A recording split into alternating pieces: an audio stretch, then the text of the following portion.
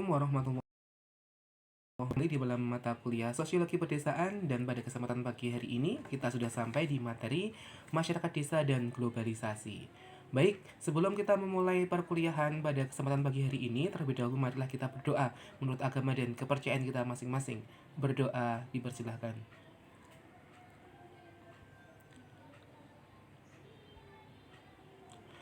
Cukup? Baik. Berbicara tentang masalah globalisasi dengan semakin berkembangnya informasi teknologi informasi begitu, banyak sekali hal-hal yang bisa diakses yang dulu mungkin terbatas kita akses melalui media televisi, hanya melalui berita yang hanya bisa kita tongkrongin pada jam-jam tertentu. Namun sekarang semua informasi sudah bisa kita raih, kita peroleh di genggaman tangan. Dan inilah juga yang menjadi awal bagi perkembangan globalisasi yang lain. Nah, globalisasi dapat diartikan sebagai satu proses penyebaran unsur-unsur baru, baik yang menyangkut informasi secara mendunia melalui media elektronik maupun media cetak, ya. Dan pada kondisi yang lain kita mengetahui bahwa desa merupakan suatu wilayah di mana orang-orang itu bertempat tinggal dan masih bersifat tradisional dan menjunjung tinggi gotong royong. Di awal latar belakang ini ada satu kondisi yang seolah dikontradiktifkan, bahwa ketika globalisasi itu berjalan dengan cepat, maka globalisasi hanya diyakini terjadi pada masyarakat di tingkat atau di level perkotaan, di mana masyarakatnya terbuka, dekat dengan modernisasi, banyak akses informasi didapatkan, semua menunjang untuk percepatan pembangunan.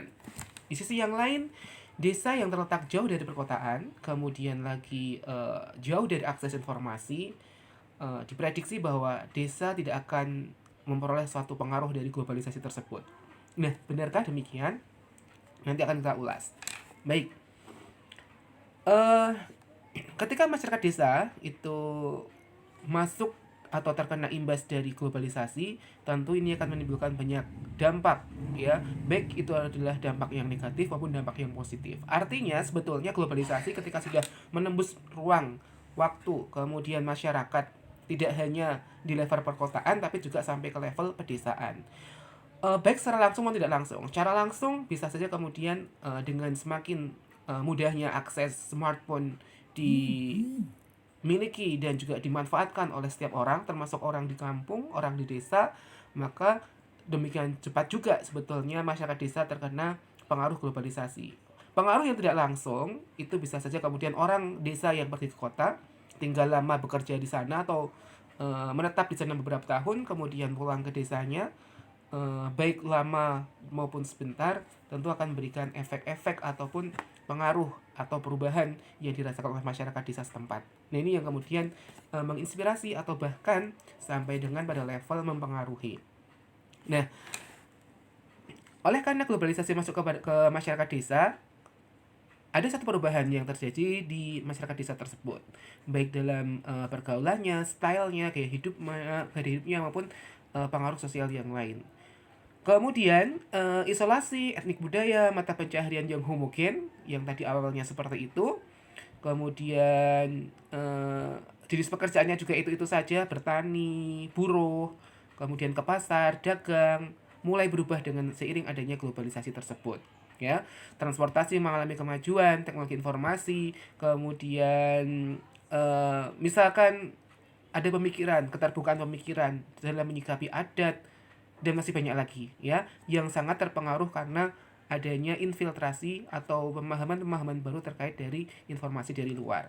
Nah, bagaimana kemudian kalau kita petakan kondisi masyarakat desa sebelum adanya pengaruh globalisasi? Yang pertama, di dalam suatu masyarakat desa memiliki hubungan yang lebih mendalam dan erat jika dibandingkan dengan masyarakat pedesaan lainnya di luar batas-batas wilayahnya. Artinya hubungannya masih intim. Orang berkumpul itu masih ngobrol satu hal yang matanya saling menatap, kemudian bahasa komunikasinya juga saling mendengarkan, memperhatikan, enak, tidak disambi, kemudian pegang HP, callingan, berhubungan, ngechat dengan yang lain, dengan orang di luar sana, dan sebagainya. Nah, yang kedua, sistem kehidupan umumnya berkelompok dengan dasar kekeluargaan, baik Gemenskap maupun paguyuban. Ya, eh, karena khawatir kalau misalkan keluarga jauh itu susah bertemu, kangen, nggak paling pol hanya telepon-teleponan, SMS pun juga jarang. Tapi dengan sekarang adanya globalisasi, kemajuan teknologi informasi, ya siapa sangka bahwa pemikiran seperti itu kemudian akan terpecahkan dengan adanya kayak WhatsApp, dengan video callnya, kemudian platform Zoom, Google Meet dan sebagainya yang sangat memungkinkan orang untuk berkomunikasi dengan melihat wajahnya secara langsung, ya. Kemudian lagi sebagian besar warga masyarakat hidup dari pertanian. Pekerjaan-pekerjaan yang bukan pertanian merupakan pekerjaan sambilan atau part time saja yang biasanya dilakukan pada saat mengisi waktu luang. Nah, mungkin sekarang ketika sudah ada globalisasi bahkan malah yang terjadi sebaliknya. Pekerjaan-pekerjaan orang-orang yang dulunya petani ketika bisa ditinggal itu malah pertanian malah menjadi pekerjaan sampingan. Mereka pergi ke kota mencari pekerjaan, tambahan pekerjaan yang lain. Begitu musim panen mereka baru pulang, musim tanam mereka baru pulang dan sebagainya. Nah, yang selanjutnya, masyarakat yang awalnya homogen, baik dalam mata pencaharian, agama, adat istiadat dan sebagainya, dengan adanya globalisasi semua orang bisa mengakses masuk ke situ, akhirnya masyarakatnya semakin beragam, berefek juga pada penataan sistem sosialnya, masyarakat semakin terbuka pemikirannya, agamanya juga semakin banyak, tidak hanya sejenis, kemudian juga adat istiadatnya mungkin ada infiltrasi dari pendatang baru maupun pelonggaran-pelonggaran terkait dengan aspek kebudayaan. Nah, setelah adanya globalisasi, bagaimana kemudian kondisi desa, ya, dan masyarakatnya? Kehadiran globalisasi tentunya membawa pengaruh bagi kehidupan satu kelompok sosial tertentu, dan ini tentunya memiliki dampak yang positif maupun dampak yang negatif. Dampak yang positif misalkan, yang pertama, itu bisa meningkatkan kemakmuran masyarakat suatu desa. Desa bisa kemudian mempromosikan potensinya dengan website, dengan YouTube, dengan viral, dengan berbagai macam media sosial, akhirnya banyak diketahui orang, banyak didatangi orang, mendatangkan income bagi masyarakat desa tersebut. Kemudian yang selanjutnya, eh, cara pandang masyarakat tentang pendidikan mulai berubah, ya.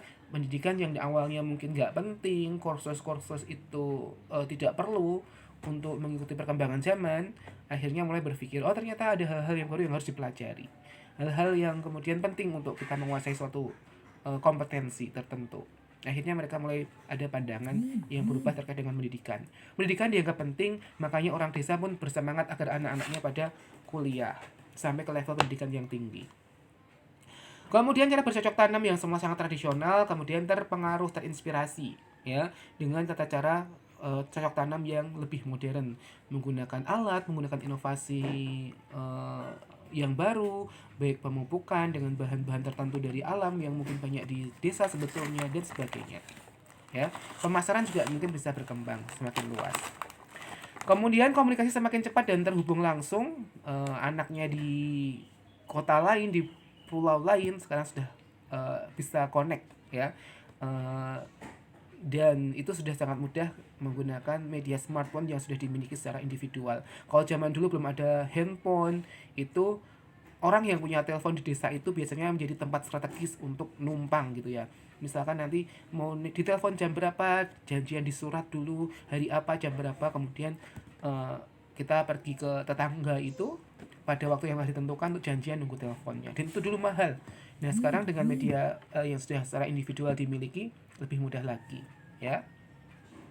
Nah, itu dampak positifnya. Lalu bagaimana dampak negatif dari adanya globalisasi tersebut? Yang pertama, eh, adanya pemudahan budaya lokal, ya. Terinspirasi karena masyarakat yang lain mungkin lebih longgar, nggak terlalu terikat dengan adat yang kaku, yang mengekang kebebasan masyarakat. Akhirnya mereka mulai terbuka, ya. Dampak negatifnya terhadap perkembangan sosial budaya masyarakat desa ini semakin ya termasuk juga ketika sopan santun sudah mulai memudar, menurun standarnya, tolerir terhadap penyimpangan-penyimpangan kecil dan sebagainya. Yang kedua adalah pola hidup yang konsumtif karena semakin industri yang semakin berkembang membuat penyediaan barang kebutuhan masyarakat semakin melimpah, bervariasi, keren-keren, kreatif-kreatif, unik, menarik gitu ya. akhirnya orang mulai mengkonsumsi barang dengan banyak pilihan tersebut. Apalagi dengan kemudahan sistem nyicil, COD dan sebagainya gampang banget membuat orang tertarik. Bahkan ada hari belanja online, diskonnya full. Akhirnya orang desa pun juga ikut konsumtif. Yang ketiga adalah adanya sikap individualistik, yaitu masyarakat desa mulai merasa dimudahkan dengan teknologi, membuat mereka merasa tidak lagi membutuhkan orang lain dalam beraktivitas. Kalau mungkin zaman dulu kemarin-kemarin masih bumbu habis itu aja kita tinggal loncat ke tetangga bilang jaluk brambang gitu ya, jaluk lombok gitu udah bisa. Tapi mungkin era sekarang sudah mulai gengsi. Aduh, masa beli lombok saja minta ke tetangga, mending beli. Nasi habis kurang sedikit anaknya rewel minta nasinya pas kebetulan habis padahal mungkin dia hanya butuh tambahan 3-4 suap. Dulu mungkin ke tetangga jaluk segone ya nyuwun minta nasinya, tapi sekarang mungkin udah nggak enak, akhirnya ngapa tak jaluk jaluk GoFood aja gampang seperti itu. Nah misalkan begitu, akhirnya muncul sifat individualistik. Zaman dulu orang bekerja anaknya dititipkan ke tetangga ngasih uang lelah seperlunya, tapi sekarang ya muncullah misalkan daycare. Ngapain sih nggak diserahkan ke daycare, nggak dititipkan ke eh, sekolah-sekolah balita seperti itu ya. Kemudian juga gaya hidup yang semakin ke barat-baratan, karena dulu kiblatnya ke barat-baratan, sekarang mungkin eh, teorinya agak bergeser ke Korea-Koreaan gitu ya, ke Asia Timur ataupun ke yang lain, yang menganut mungkin gaya berpakaiannya seperti itu, punya style tersendiri. Kemudian juga misalkan eh, gaya hidupnya lebih modern, gaya hidupnya lebih eh, materialistis. Kemudian perilaku seks juga mungkin jadi ikut-ikutan pacaran, kemudian lagi eh, nikah pisah misalkan seperti itu, dan dampak negatif gaya hidup yang lainnya juga. Nah hal inilah yang kemudian berujung pada kesenjangan sosial. Apabila suatu komunitas masyarakat hanya ada beberapa individu yang dapat mengikuti arus modernisasi dan globalisasi, maka dalam hal ini beberapa masyarakat yang lain itu tertinggal atau kemudian berbeda dengan masyarakat yang bisa mengikuti globalisasi tersebut. Akhirnya disinilah terjadi atau muncul kesenjangan sosial, yang stylish makin stylish, yang kayaknya old juga makin tertinggal, yang kaya semakin kaya, dan bahkan mungkin yang miskin semakin tertinggal. Nah, inilah kemudian beberapa dampak lain dari globalisasi dalam tingkatan komunitas lokal maupun perubahan sosialnya. Yang pertama, ketika di perubahan di kota itu pesat, banyak fasilitas, banyak modernisasi yang bagus, merangsang orang desa untuk kemudian berurbanisasi ke sana. Itu bisa juga terjadi. Kemudian kesenjangan ekonomi sudah, termasuk juga pencemaran lingkungan alam karena semakin tingginya proses produksi dan industrialisasi yang semakin mendukung kemajuan industri dan juga globalisasi tadi itu. Plus juga kemudian yang dampak negatif yang muncul adalah adanya kriminalitas. Ya, kriminalitas termasuk dalam hal ini karena kesenjangan tadi, banyak orang kaya semakin kaya, udah kaya senang pamer, individualistis, nggak peduli dengan masyarakat sekitar. Nah kondisi inilah yang kemudian merangsang orang lain untuk berbuat jahat, berbuat kriminal. Kriminalnya pun semakin kreatif mengikuti perkembangan zaman. Kalau zaman dulu kriminalnya hanya ngerampok, mencuri, nyopet. Nah sekarang berkembang, ngerampoknya bukan hanya ngerampok uang cash, tapi juga ngerampok ATM, saldo belanja online dan sebagainya. Ya, dan yang kelima adalah lunturnya eksistensi jati diri bangsa, tidak hanya pada aspek adat istiadat, tidak hanya pada aspek penurunan standar kesopanan, namun pada akhirnya juga bisa menghilangkan identitas ataupun jati diri bangsa. Nilai-nilai Pancasila mulai luntur, ketuhanan yang Maha Esa mulai diselewengkan. Udahlah, agama urusan masing-masing, pemerintah ngapain ngurus itu.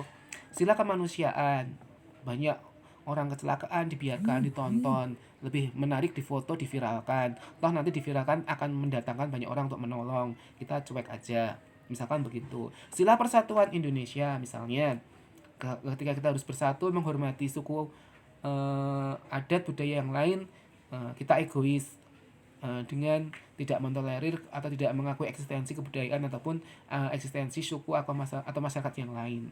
Sila kerakyatan, mau menyampaikan pendapat dilarang-larang, orang berpendapat dinyinyirin. Misalkan begitu, ataupun orang membuat status-status yang mengintimidasi, itu juga bisa termasuk dari itu juga. Termasuk yang kelima, sila kelima adalah keadilan sosial, di mana harusnya terwujud ya keadilan sosial bagi banyak masyarakat, namun hanya elit-elit tertentu saja yang kemudian menikmati eh, kemajuan ataupun bisa mengakses banyak fasilitas. Nah, beberapa hal ini yang kemudian sebetulnya kalau kita mungkin tidak secara eksplisit melanggar atau hilangnya jati diri bangsa, tetapi beberapa indikator-indikator tertentu seringkali sebetulnya sudah menandakan bahwa oh, kita sudah mulai luntur budayanya, hilang adat istiadatnya, menurun standar kesopanannya, termasuk juga menurun eh, identitas atau jati diri kita sebagai bangsa Indonesia.